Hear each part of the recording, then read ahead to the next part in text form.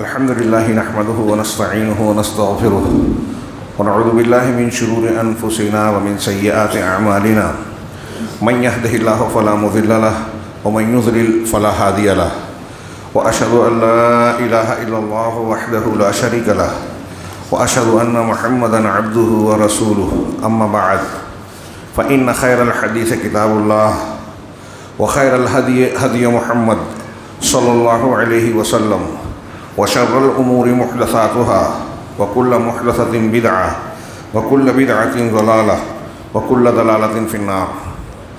أعوذ بالله من الشيطان الرجيم. بسم الله الرحمن الرحيم.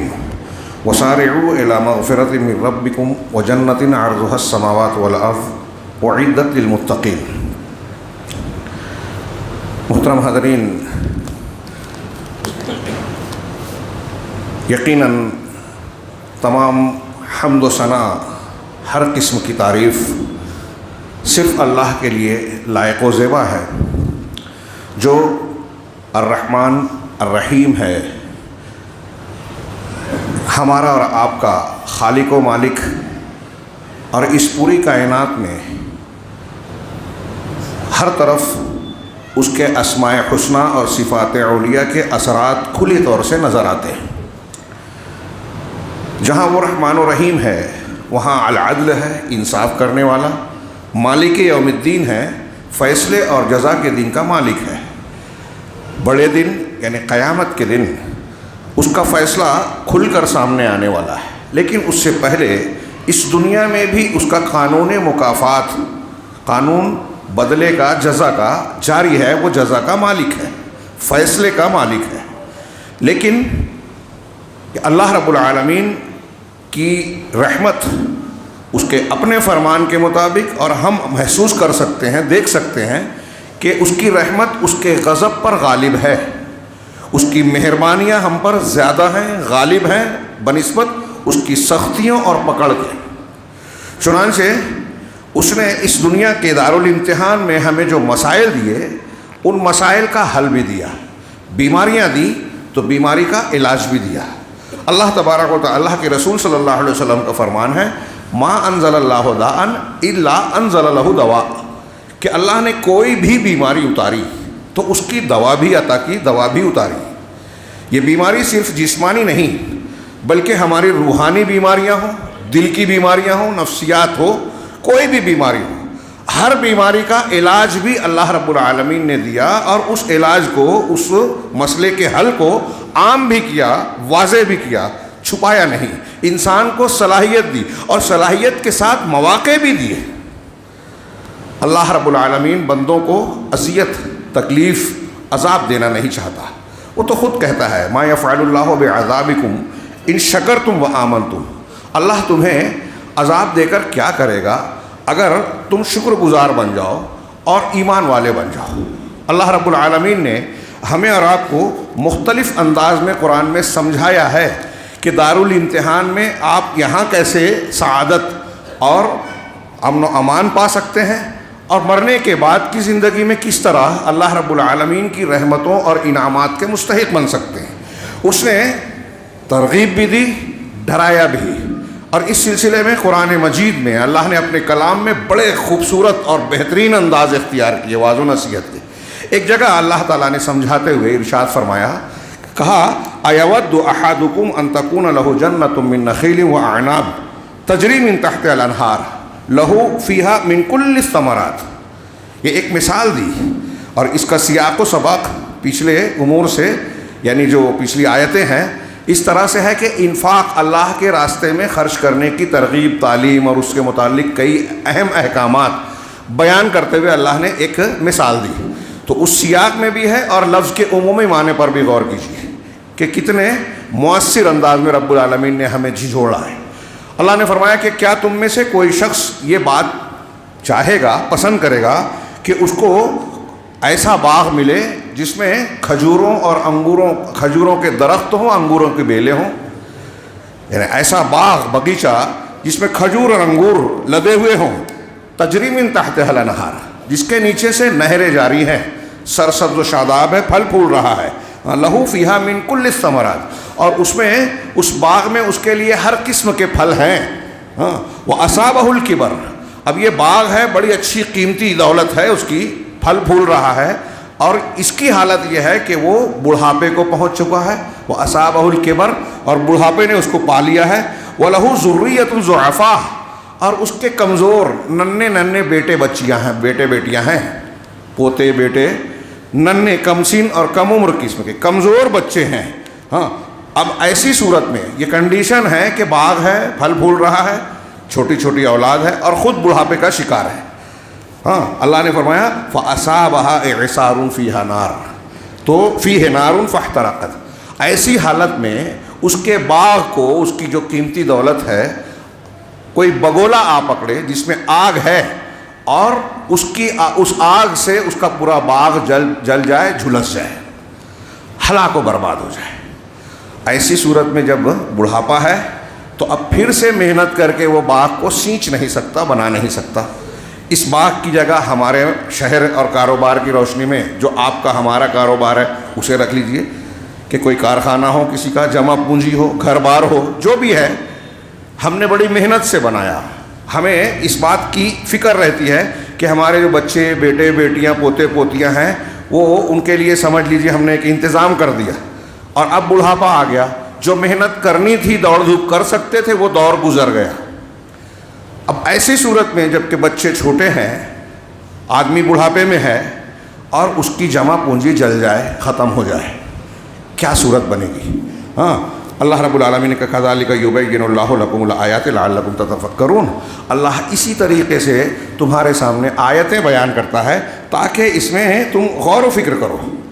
اس مثال کے نتیجے میں کیا سبق اور ہدایت اللہ ہمیں دے رہا ہے؟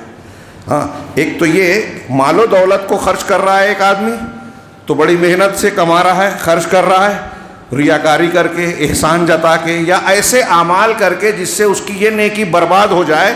اگر اس نے ایسا کیا بڑی محنت کے بعد، دنیا کے آخر میں یا قیامت کے دن جب اللہ کا سامنا ہوگا، تو پتہ چلے گا کہ ساری محنتیں برباد ہو گئی، رائگاں ہو گئی. یہ اس کا ظاہری معنی ایک حضرت عمر فاروق رضی اللہ تعالیٰ عنہ اور بعض صحابہ سے یہ بھی مروی ہے کہ اس سے وہ آدمی بھی مراد ہے اس آیت سے کہ ایک آدمی بڑی محنت سے نیکیاں کرتا ہے، ایمان اور عمل صالح کے چیزوں کو اختیار کرتا ہے، لیکن زندگی کے آخر میں یا کسی بھی حصے میں وہ ایسی بدعات، خرافات اور شیطان کے وسوسوں کا شکار ہو کر ایسے حرکاتیں کر بیٹھتا ہے کہ اس کی وہ ساری نیکیاں ضائع اور برباد ہو جاتی ہیں. وہ بھی اس سے مراد ہے. تیسرا اس کا عمومی معنی اہل تفسیر جو بیان کرتے ہیں کہ ایک آدمی زندگی گزار رہا ہے، ہم کو اور آپ کو یہ زندگی ایک موقع ملا ہے، گیا وقت پھر ہاتھ آ نہیں سکتا. موت کا وقت آ گیا، بندہ اللہ سے کہے گا کہ تھوڑی سی مہلت اور دے دے. قرآن نے 2-3 جگہ نقشہ کھینچا تو ایک لمحہ، ایک سانس نہیں بڑھے گی جو مقررہ وقت ہے. تو یہ زندگی گزر رہی ہے، گزر گئی.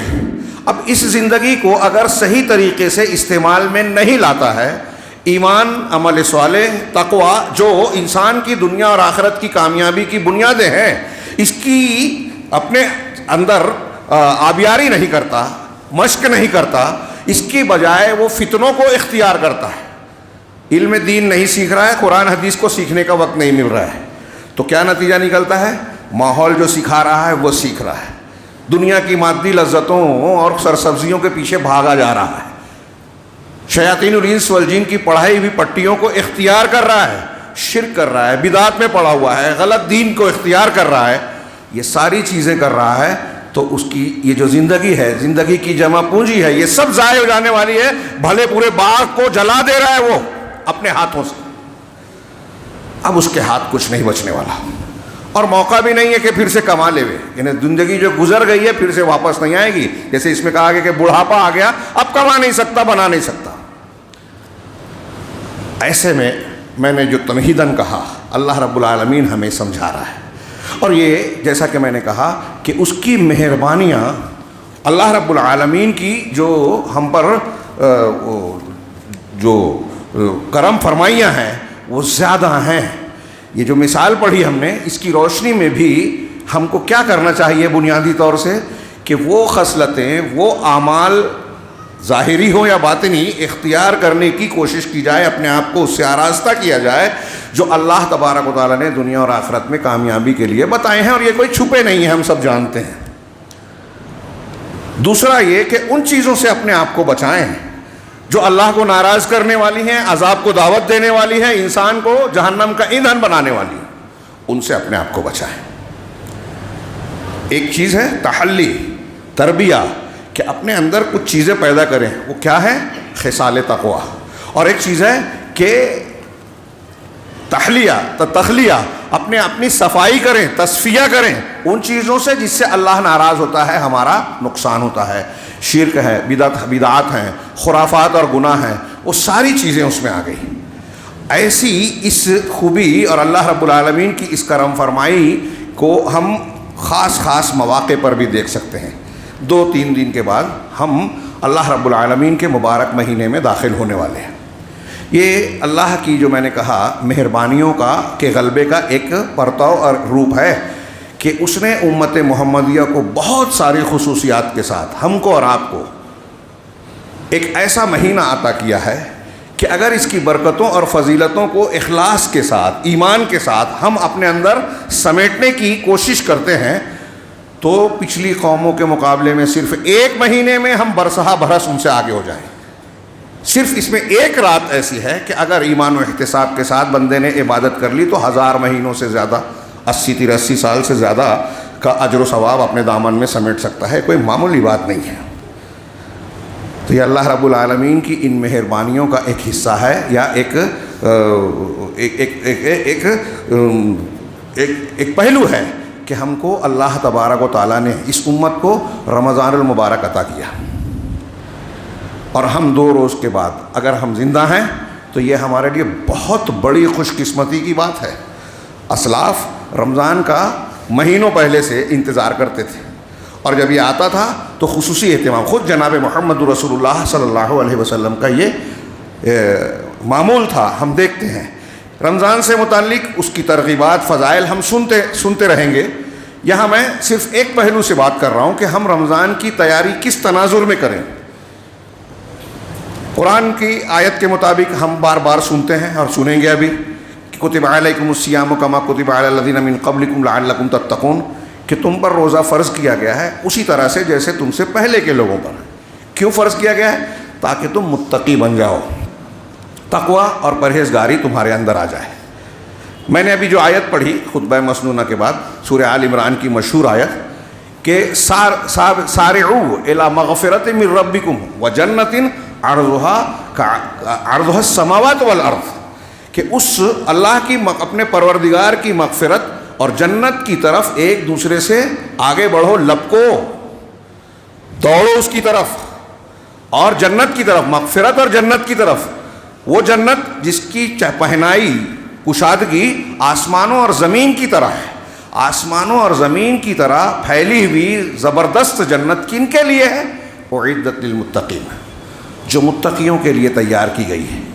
اللہ رب العالمین نے ان متقیوں کی انہی آیتوں کے آگے صفت بیان کی، الذین ينفقون فی السراء والضراء والکاظمین الغیظ والعافین عن الناس واللہ یحب المحسنین، کہ یہ متقی کون ہیں؟ جو خوشحالی ہو، تنگ دستی ہو، اللہ کے راستے میں خرچ کرتے ہیں، اور اپنے غصے کو ضبط کرتے ہیں، غصے پر قابو پاتے ہیں، اور لوگوں کو معاف کرتے ہیں، اور اللہ احسان کرنے والوں کو پسند کرتا ہے۔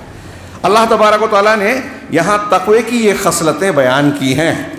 قرآن کی بالکل شروعات ہوتی ہے، قرآن مجید الف لام میم ذالک الکتاب لا ریب فیہ، اس کے بعد کہا ھدی للمتقین۔ رمضان المبارک کو 12 مہینوں میں اس لیے اللہ نے برکتوں کے لیے چنا، قرآن نے ہی بتایا کہ اس ماہ مبارک میں قرآن نازل کیا گیا۔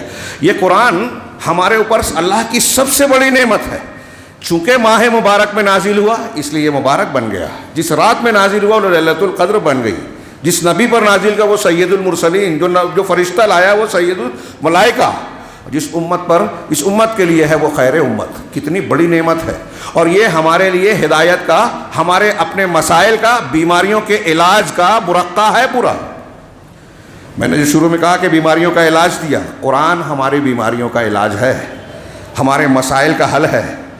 فلسطین کا مسئلہ ہو، ہندوستان کا مسئلہ ہو، ہمارے خلاف ہمارے دشمنوں کی چالیں ہوں، سازشیں ہوں، ان کے ایجنڈے ہوں، ہمارے آپس کے جھگڑے ہوں، آپس کے معاملات ہوں، گھر سے لے کر بڑے پیمانے تک جتنے مسائل ہیں سب کا حل ہے۔ لیکن یہ حل کون اختیار کرے گا؟ ہدایت کون کرے گا؟ ھدی للمتقین، متقیوں کے لیے ہدایت۔ رمضان کس لیے آئے؟ تاکہ متقی بن جاؤ، یعنی ہدایت کے لائق بن جاؤ۔ اور کون ہے متقی؟ قرآن کے شروع میں اللہ نے کہا، کل میں نے درس دیا، اس میں جو بحث آئی کہ یہ جو صفات بیان کی اللہ نے سورہ بقرہ کے آغاز میں، متقیوں کے اوصاف، بندوں کے، وہ بندے جو متقی ہیں کون ہیں؟ جن کے اندر ایمان کی بنیادی خصلتیں اور اس کے تقاضے پائے جائیں۔ تو یہاں اللہ نے بتایا الذین یؤمنون بالغیب، وہ ایمان والے متقی وہ ہیں جو غیب پر ایمان رکھتے ہیں۔ وَيُقِيمُونَ الصَّلَاةَ وَيُنْفِقُونَ مِمَّا رَزَقْنَاهُمْ وَمِمَّا رَزَقْنَاهُمْ يُنْفِقُونَ وَالَّذِينَ يُؤْمِنُونَ بِمَا أُنزِلَ إِلَيْكَ وَمَا أُنزِلَ مِن قَبْلِكَ أُولَٰئِكَ عَلَىٰ هُدًى مِّن رَّبِّهِمْ وَأُولَٰئِكَ هُمُ الْمُفْلِحُونَ، جو نماز قائم کرتے ہیں اور ہم نے جو کچھ انہیں نعمتیں عطا کی اس میں سے خرچ کرتے ہیں، جو آپ پر نازل کیا گیا قرآن ہو حدیث ہو اس کو ایمان رکھتے ہیں، اور آپ سے پہلے جو نازل کیا گیا انبیاء پر کتاب کی شکل میں، شریعت کی شکل میں، اس پر ایمان رکھتے ہیں۔ یہ ایمان کی بنیادیں ہیں۔ اللہ پر ایمان رکھتے ہیں، غیب پر ایمان رکھتے ہیں۔ غیب پر ایمان کیا ہے؟ جو ہمیں نظر نہیں آتا، جنت ہے، جہنم ہے، اللہ رب العالمین کی ذات ہے، اس کی صفات ہیں، آخرت ہے، قبر ہے، روح ہے، فرشتے ہیں، یہ ہمیں نظر نہیں آتے، ہم سے غائب ہیں۔ تو ہم سے جو غائب ہیں اور اس کے بارے میں رسولوں نے خبر دی، سچی خبریں، اس کو ماننا ایمان بالغیب ہے، اور یہ مومنین کی سب سے بنیادی اور سب سے بڑی صفت ہے۔ تقوی کی آگے آپ تعریف پڑھیں گے رمضان المبارک میں، جو درس خطابات ہوں گے کہ اللہ تبارک و تعالیٰ کی خوب عبادت کی جائے، تلاوت کی جائے، کھانا کھلایا جائے، اللہ کے راستے میں خرچ کیا جائے، زکوٰۃ صدقات کیے جائیں، بالکل صحیح ہے یہ چیزیں۔ لیکن آج کے خطبے میں مختصر سے وقت میں ایک اس سے پہلے والا ایک پہلو پیش کرنا چاہتا ہوں جس پر ہمارے یہاں توجہ نہیں دی جاتی، کہ اعمال صالحہ سے پہلے ایمان صادقہ اور اعتقاد صحیح ہے، اور تقوی کی بنیاد اسی پر کھڑی ہوتی ہے جس پر ایمان کی بنیاد کھڑی ہے۔ اگر ان بنیادوں میں سے کوئی ایک بنیاد نہیں رہی تو ایمان نہیں ہے۔ ایمان کی بنیادیں کیا ہے؟ یؤمنون بالغیب میں علماء مفسرین نے بیان کیا، صحابہ تابعین، بڑے بڑے مفسر، ابو العالیہ تابعی ہیں، وہ کہتے ہیں کہ یؤمنون بالغیب پر ایمان رکھتے ہیں تو 6 چیزوں کو جو ایمان کی بنیاد ذکر کیا، اللہ پر ایمان، فرشتوں پر، رسولوں پر، کتابوں پر، آخرت کے دن پر، اور بھلی بری تقدیر پر۔ 6 بنیادیں ہیں، اور ان 6 بنیادوں کے ساتھ ان کے ضمن میں سابقہ اور لاحقہ کے طور پر ایمان کی ساری چیزیں، غیب کی ساری چیزیں آ جاتی ہیں۔ انہی آیتوں میں جو آگے کہا وَهُمْ بِالْآخِرَةِ هُمْ يُوقِنُونَ، آخرت پر یقین رکھتے ہیں، اور اس سے پہلے کہا کہ جو آپ پر نازل کیا، جو آپ سے پہلے، تو اس میں رسولوں پر ایمان آ گیا، کتابوں پر ایمان آ گیا، آخرت پر، یہ ایمان کی بنیادیں ہیں۔ سورہ بقرہ کے شروع میں کہا متقی بننا ہے، قرآن سے فیضیاب ہونے والا بننا ہے، تو یہ صفتیں ہونی چاہیے۔ پھر جز آخر میں، پہلے جز کے آخر میں قولوا آمنا باللہ وما انزل الینا وما انزل الی ابراہیم و اسماعیل و اسحاق، اس کا ذکر ہے، اس میں بھی ایمان کی بنیادوں کا ذکر ہے۔ یہ ایک آیت اور پیش کرتا ہوں، سورہ بقرہ ہی میں اللہ رب العالمین نے درمیان میں یہ بات کہی، لیس البر ان تولوا وجوہکم قبل المشرق والمغرب، کہ نیکی یہ نہیں ہے، البر نیکی کا، احسان کا اعلیٰ درجہ یہ نہیں ہے کہ تم مشرق اور مغرب کی سمت میں رخ کرو۔ اس کا پس منظر کچھ دنوں پہلے میں نے اس پر خطبہ دیا تھا تفصیل سے، کہ یہود اور نصارہ جب قبلہ بدلا مسلمانوں کا، تو یہود و نصارہ اس پر طعن و تشنیع کرنے لگے۔ یہود اور نصارہ کے نزدیک بیت المقدس کا مشرقی اور مغربی حصہ قبلہ تھا، تو وہ اس پر فخر کرتے تھے، بحث کرتے تھے، تحویل قبلہ کے بعد اس پر جو ہے طعن و تشنیع کر رہے تھے۔ اللہ رب العالمین نے ان کا رد کیا کہ مشرق اور مغرب کی طرف رخ کرنا یہ اصل نیکی نہیں ہے، اصل مقصود نہیں ہے۔ قبلے کی تعین تو ایک سمت ہے، اجتماعیت کا ایک نشان اور علامت ہے۔ آج ہمارے یہاں بھی گویا اس آیت سے یہ بھی اشارہ مل رہا ہے کہ ہمیں ان امور پر زیادہ توجہ دینی چاہیے جو ہمارے لیے فائدے اور نقصان کی بات سے تعلق رکھتے ہیں۔ جس سے ہمارے فائدے اور نقصان کا معاملہ نہیں ہے، بلا وجہ کی بحث نہیں کرنی چاہیے۔ تو خیر، یہ قبلہ تو اللہ کا مقرر کیا ہوا ہے، لیکن جس بحث کو نظر انداز کر کے جسے انہوں نے اختیار کیا تھا، اس پر اللہ نے کہا کہ اصل نیکی یہ نہیں ہے کہ تم مشرق اور مغرب کی طرف کوشش کی طرف رخ کرو، وَلَكِنَّ الْبِرَّ مَنْ آمَنَ بِاللَّهِ، لیکن نیکی یہ ہے جو اللہ پر ایمان لائے۔ میں وقت شاید نہ رہے، یہ کہنا چاہتا ہوں ان آیتوں کے تناظر میں کہ رمضان میں ہم جب تقویٰ پیدا کرنے کی کوشش کریں، اور جو نہیں کرتا ہے اس سے بڑا بدقسمت کوئی نہیں۔ ہم بار بار سنتے ہیں، میں بار بار دہراتا رہتا ہوں رمضان کے تناظر میں، کہ اللہ تعالیٰ اس ماہ مبارک کے شروع سے ہی ہم کو پورا ماحول بنا کے دے دیتا ہے۔ ابھی آپ حدیثیں سنیں گے کہ رمضان کا ہلال ظہور پاتے ہی اللہ تعالیٰ جنت کے دروازے کھول دیتا ہے، جہنم کے دروازے بند کر دیتے ہیں، سرکش شیاطین کو قید کر دیا جاتا ہے۔ ہر رات ندا دی جاتی ہے کہ نیکی کرنے والے آگے بڑھ، برائی کرنے والے رک جا۔ اس مہینے میں برکتیں، رحمتیں دن گزرنے کے ساتھ ساتھ بڑھتی جاتی ہے۔ یہی وجہ ہے نبی کریم صلی اللہ علیہ وسلم رمضان آتے ہی کمر کستے تھے، عبادات اور ریاضت میں لگتے تھے، اور جیسے جیسے دن بڑھتا تھا آپ کی محنت بڑھتی جاتی، یہاں تک کہ آخری عشرے میں آپ معتکف ہو جاتے تھے، دنیا سے کٹ کر آپ عبادت اور ریاضت میں لگ جاتے تھے۔ سلف کا یہی تھا کہ دوسرے کاموں کو چھوڑ کے رمضان میں وہ عبادات کا اہتمام کرتے ہیں۔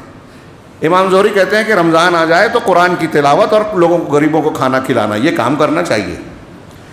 ایسے اور بھی بہت سارے آثار ہیں کہ یہ رمضان ہمارے متقی پرہیزگار بنانے کا سب سے بہترین موسم ہے، گناہوں کی بخشش کا بہترین موسم ہے۔ ابھی جو میں نے مثال پڑھی قرآن میں کہ اپنے اندر اچھائیاں پیدا کی جائیں، مطلب یہ کہ جو خصال خیر ہیں، تقوی کی خصلتیں ہیں، وہ پیدا کی جائیں، اور جو تقوی کے منافی ہیں اس سے اپنے آپ کو صاف کیا جائے۔ اگر ہم اپنے وہ جو مثال بتائی کہ جمع پونجی تباہ نہ ہو، بڑھاپا آ گیا اور سب کچھ لٹ نہ جائے، اس سے اپنے آپ کو بچانا چاہتے ہیں، تو اب تقوی کی خصلتیں کیا ہے میں یہ بتا رہا ہوں، اور رمضان المبارک میں اسے پیدا کرنا چاہیے۔ اور اس میں جو پہلی بنیاد ہے اس پر میں زور دینا چاہتا ہوں، ایمان کی، علم کی، ہدایت کی۔ ہمارے ہاں لوگ نماز تو پڑھنے لگے، صدقہ و خیرات کرنے لگتے ہیں، کچھ ظاہری عبادات بھی کرتے ہیں، اچھی باتیں ہیں، خاص طور سے جو سنت کے مطابق ہیں، یہاں بھی بدعتیں چلتی ہیں، تو یہ بھی تقوی کی خصلت کے خلاف ہے کہ اللہ اور رسول نے جو دعائیں بتائی وہ چھوڑ دیا، اللہ اور رسول نے جو نماز بتائی، نماز کے رکعت کی تعداد بتائی، آدمی کو سمجھ ہی میں نہیں آ رہا ہے، بحث کر رہا ہے بلا وجہ کی، جبکہ حدیثیں موجود ہے، ہمارا مسلک یہ ہے، ہمارا طریقہ یہ ہے، تو یہ بھی غلط ہے۔ لیکن اس سے اہم بنیاد کہ ظاہری اعمال جس کو ہم عمل صالح کہہ لیں، اس سے پہلے ہے صحیح عقیدہ جس کو ہم ایمان کہتے ہیں۔ ایمان صحیح، اعتقاد صحیح کی بنیاد پر تقوی کی عمارت اور دین کی پوری عمارت کھڑی ہوتی ہے، اور اگر ایمان صحیح نہیں ہے تو کوئی کتنا بھی محنت کر لے آدمی متقی پرہیزگار ہو ہی نہیں سکتا، اللہ کی رحمت کا مستحق نہیں ہوگا۔ جہنم کا ڈر آخرت میں پکڑ کا تو ڈر یقینی ہے، دنیا میں بھی جو ہم مارے کاٹے جا رہے ہیں اس کی ایک بڑی وجہ یہ ہے۔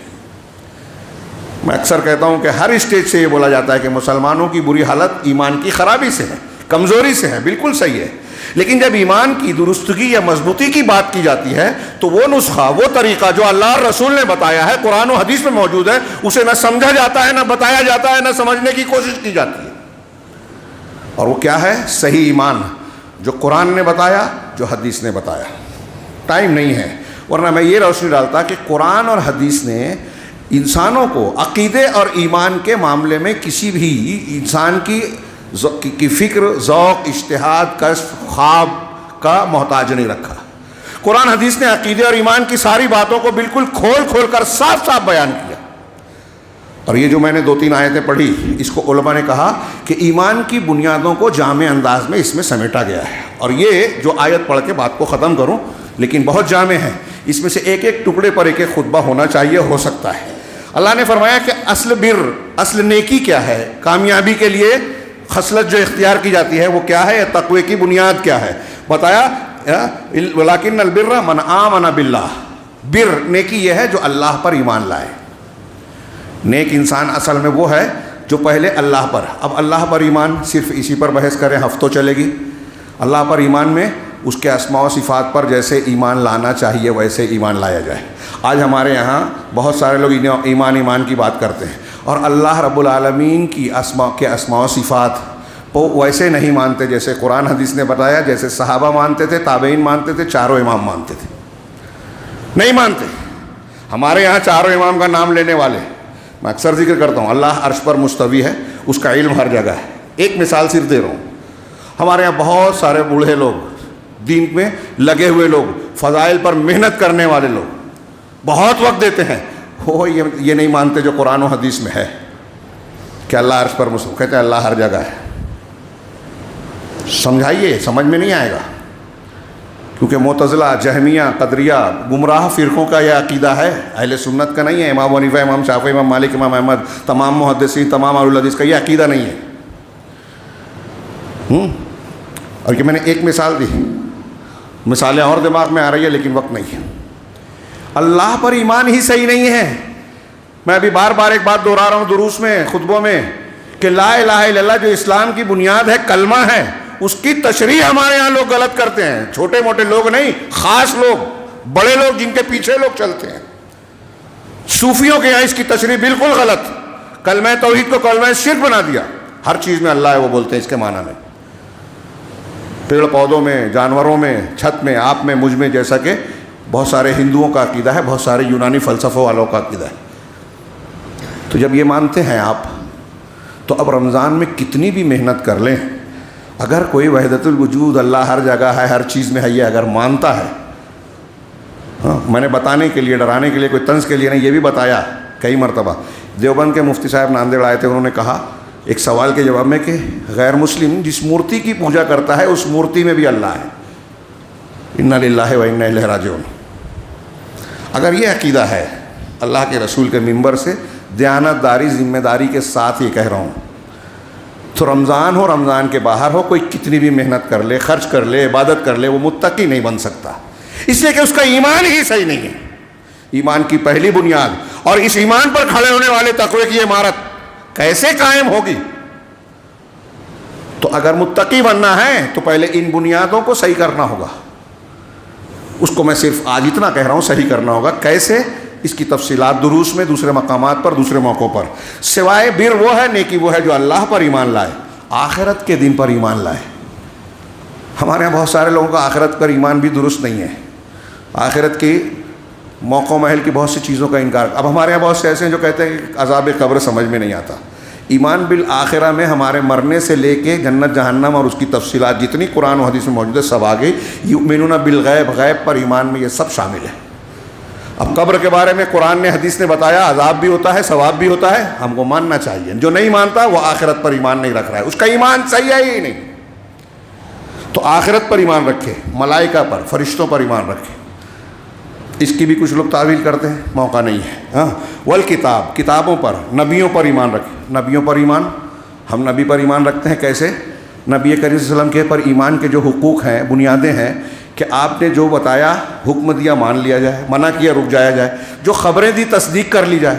اور آپ کی جب کوئی بات آ جائے، یہ آخری جملے پر زور دے رہا ہوں، اس پر بھی بحث کر سکتے ہیں، لیکن یہ ایک موٹی سی بات کہ اللہ کے رسول کے مقابلے میں کسی پیر، کسی فقیر، کسی فلاں دادا پر دادا، کسی کی بات کو مقدم نہ کیا جائے، عقل کی بات کو مقدم نہ کیا جائے. کیا ہم مسلمان ایسے ہیں؟ ہاں، جو لوگ ایمان والا اپنے آپ کو کہتے ہیں، 73 فرقوں میں سے 72 ایسے نہیں ہیں. 73 میں سے 72 فرقے ایسے نہیں ہیں. لمبی داڑھی، لمبا کرتا، موٹی موٹی کتابیں، تفسیر، حدیث، اس پر علامہ کے لقب کے ساتھ لکھا جاتا ہے، لیکن نبی کی بات آئی نہیں، سمجھ میں نہیں آتی. ہمارا اصول یہ ہے. آپ کا اصول کہاں سے آ گیا؟ قرآن حدیث کے اصولوں کے مقابلے میں انہوں نے اصول بنایا، عقل کو نقل پر مقدم کیا. ہاں، قرآن حدیث میں یہ ہے، لیکن ہم نہیں مان سکتے. کیوں؟ ہمارا مسلک یہ ہے. ہمارے بیچ میں ہیں لوگ جو ایسا کہتے ہیں، کرتے ہیں، نبی کی بات کے آگے، امام کی بات، نبی کی بات کے آگے، پیر صاحب کی بات، نبی کی بات کے آگے اپنی عقل لگاتے ہیں. وہ نبیوں پر ایمان کا حق ادا نہیں کرتے. اب جس درجے کا ان کا انکار ہے، اس درجے کا ایمان ان کے اندر کم ہے یا نہیں ہے. ایمان صحیح کریں. رمضان کی برکتیں حاصل کرنا ہے تو علم، عمل صالح کے ساتھ علم صحیح، ہدایت اور ایمان اس سے پہلے درست کرنے کی ضرورت ہے. رمضان ہی نہیں، پوری زندگی کے اعمال کے لیے. تو جو نبیوں پر ایمان رکھیں، وآت المال، یہ ہوا ایمان کی 6 بنیادیں، 5 بنیادیں 6 میں سے. اور وآت المال علی حبہ ذوی القربى والیتامى والمساکین. اس میں تشریح میں نہیں جاتا کہ اور مال خرچ کرتا ہے اس کی محبت اور چاہت کے باوجود، یا اللہ کی محبت میں دونوں معنی کرتے ہیں، قرابت داروں کو، یتیموں کو، مسکینوں کو، ابن سبیل یعنی مسافرین کو، اور سوال کرنے والوں اور گردنوں کو آزاد کرنے والوں میں، ان میں اپنا مال خرچ کرتا ہے۔ یہ وجوہ خیر ہیں جہاں خرچ کرنے کے راستے اللہ نے بتائے ہیں، تفصیل کے کسی اور موقع پر۔ وَأَقَامَ الصَّلَاةَ وَآتَى الزَّكَاةَ، جو نماز قائم کرتا ہے اور زکوٰۃ دیتا ہے، یہ اصل نیکی ہے۔ اور میں جو یہ بیان کر رہا ہوں کہ رمضان المبارک میں یہ نیکیاں اپنے اندر پیدا کی جائیں، ایمان پیدا کیا جائے، قرآن میں غور و فکر کر کے۔ ہاں کل میں نے بیان کیا بعض آیتوں کے تناظر میں کہ قرآن حدیث کو جتنا پڑھے گا آدمی اتنا اس کا ایمان بڑھے گا، مضبوط ہوگا، صحیح ہوگا۔ تو ہم کو قرآن و حدیث میں غور و فکر کرنا، جو جتنا قرآن سمجھے گا، جو جتنا قرآن پر تدبر کرے گا اس کے صحیح طریقے سے، اتنا اس کے اندر ایمان مضبوط ہوگا، اور جس کے اندر ایمان مضبوط ہوگا وہ اتنا متقی پرہیزگار بنے گا۔ ایمان نہیں تو تقویٰ نہیں، تقویٰ نہیں تو ہدایت نہیں ہے، قرآن حدیث کا فائدہ نہیں ہے، رمضان المبارک کا فائدہ نہیں ہے۔ تو ایمان علم صحیح حاصل کیا جائے، اور اس کے بعد یہ اعمال، یعنی ان سارے اعمال کی پہلے ایمان اور پھر یہ اعمال اپنے اندر پیدا کیے جائیں۔ اس کے لیے سب سے بہترین موقع رمضان کا ہے، تربیت کا، اپنے آپ کو سنوارنے کا، بنانے کا، کامیابی کے راستے پر لے جانے کا۔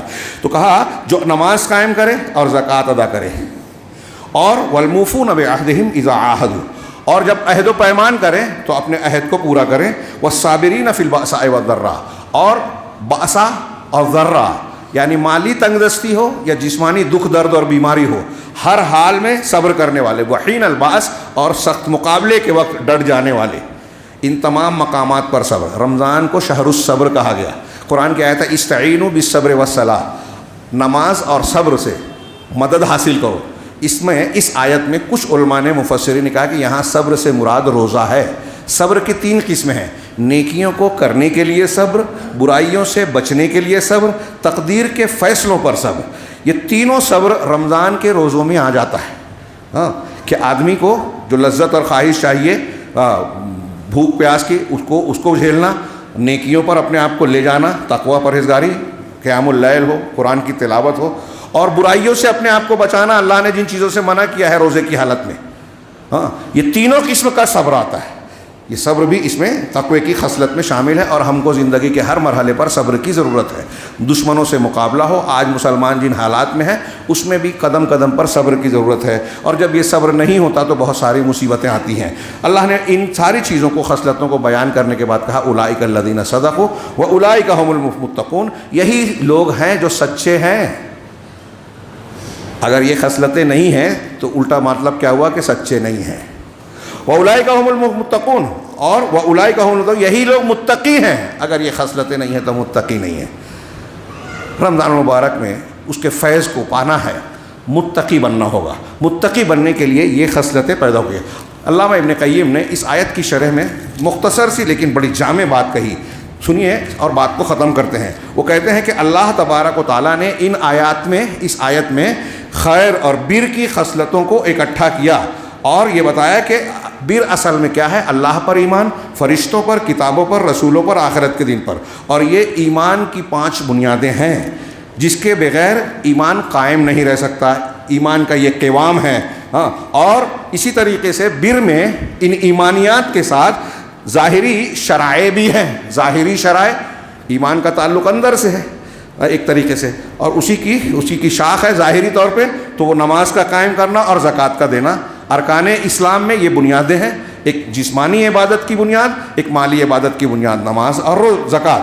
تیسرے اور نفقات واجبہ، یتیموں، مسکینوں، مسافروں پر خرچ، یعنی وہ واجب خرچ جو اللہ نے اور رسول نے بتائے ہیں۔ تو اور وہ انہا، اور یہ البر میں یہ ظاہری شرائع کے ساتھ ساتھ دل کے اعمال بھی ہیں، اور دل کے اعمال کے حقائق بھی ہیں جو کہ دین کے حقائق ہیں، اور وہ کیا ہے، صبر ہے، عہد و پیمان کا پورا کرنا ہے۔ اس طرح دیکھیں تو یہ آیت جو ہے اس نے دین کی تمام قسموں کو اپنے اندر سمیٹا ہے۔ دین کی تمام قسموں کو، دین کی جو حقائق ہیں، شرائع ہیں، اور وہ اعمال جو انسان کے اعضاء و جوارح سے تعلق رکھتے ہیں، جو دل سے تعلق رکھتے ہیں، مالی عبادت سے تعلق رکھتے ہیں، اور ایمان کی 5 بنیادیں پھر اللہ تبارک و تعالیٰ نے ان ساری خصلتوں کا ذکر کرنے کے بعد کہا کہ یہ خصلتیں ہی دراصل تقوی کی خصلتیں ہیں، اور فرمایا کہ جو ان خصلتوں کو اختیار کرے گا وہی سچا ہے اور وہی متقی ہے۔ اگر ہم چاہتے ہیں کہ ہماری زندگی کامیاب ہو، ہم دنیا کے مسائل بھی حل کریں، آخرت میں بھی اللہ رب العالمین کے یہاں انعام کے مستحق قرار پائیں، تو یہ تقوی کی خصلتیں ہمیں پیدا کرنی ہوگی، اور اس کے لیے سب سے بہترین موقع رمضان ہے۔